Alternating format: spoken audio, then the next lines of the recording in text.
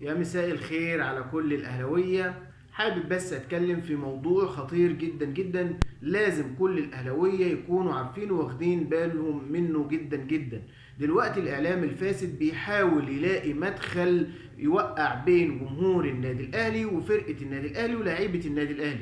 الإعلام الفاسد المضلل بيحاول، شايفين مسيرة النادي الأهلي اللي بادئة بانطلاقة جامدة جدا جدا بانتصارات متتالية جدا جدا، بيحاولوا يلاقوا أي ثغرة علشان يوقعوا بين جمهور النادي الاهلي وبين طبعا لعيبه النادي الاهلي. كل الاعلام دلوقتي بيتكلم على مشكله محمد مجدي قفشه، وايه يعني محمد مجدي قفشه ضيع ضربه جزاء، كل اللعيبه في العالم بتضيع ضربات جزاء. المشكله ان هم مش فاهمين عقليه جمهور النادي الاهلي، بتخاف على النادي الاهلي اهم من مصلحه اي لاعب في الدنيا دي بحالها، في تاريخ النادي الاهلي بحاله. ما يعرفوش ان جمهور النادي الاهلي اوعى من الاعلام الفاسد، وانصح كمان من الاعلام الفاسد. جمهور النادي الاهلي بيحاول طبعا، او بالاحرى ان هو بيخاف على لعيبته وبيحافظ على لعيبته من الاعلام الفاسد. جمهور النادي الاهلي لما هاجم قفشه او انتقد قفشه، ده انتقاد محب او عتاب محب. الراجل او الناس اتكلمت على موضوع قفشه من ناحيه ان هو ما ضيعش ضربه الجزاء، لا، الناس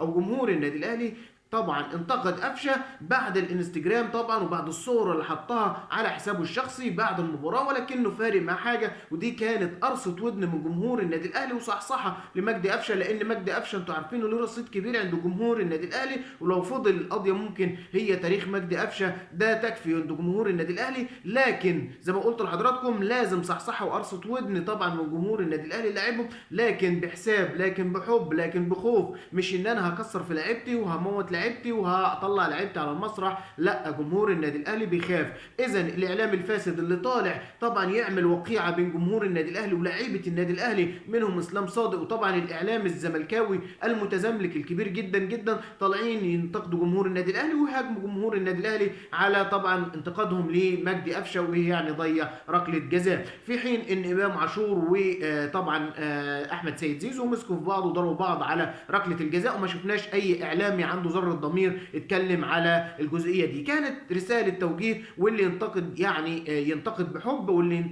ينتقد باخلاص، لان النادي الاهلي وجمهوره بيحاول يحافظ على فرقته. ده كانت رساله بس توضيحيه، ولازم كل واحد من جمهور النادي الاهلي ياخد باله من الحته دي، حته مهمه جدا جدا. خليكم فاهمين الاعلام بيدار ازاي الفتره اللي فاتت علشان تكتمل مسيره النادي الاهلي مع مستر كولر ومجلس الاداره مع الكابتن محمود الخطيب. يعني انا متفاهم ان جمهور النادي الاهلي اوعى من كده، ويعني احسن من كده. جمهور النادي الاهلي المثقف، جمهور النادي الاهلي العظيم. طبتم وطاب مسائكم. اشوفكم ان شاء الله في حلقه جديده من صوت التالتة شمال، والسلام عليكم ورحمه الله وبركاته.